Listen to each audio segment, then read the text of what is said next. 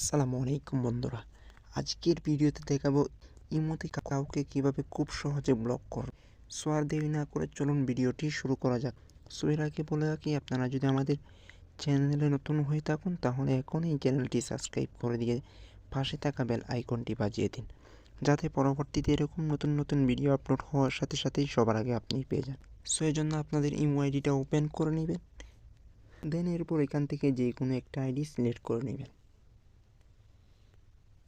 দেন এরপর এখানে ক্লিক করে দেবেন। দেন এরপর এখানে দেখেন ব্লক বলে একটা অপশন আছে, আপনারা এখান থেকে এই অপশনটা অন করে দেবেন। দেন এরপর এখানে ক্লিক করে দেবেন।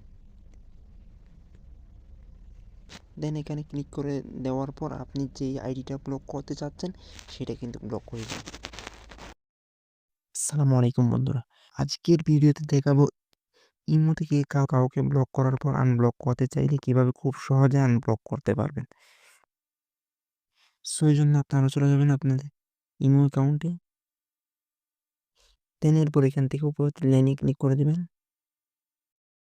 দেন এরপর এখান থেকে সেটিংস অ্যান্ড প্রাইভেসি এখানে ক্লিক করে দিবেন।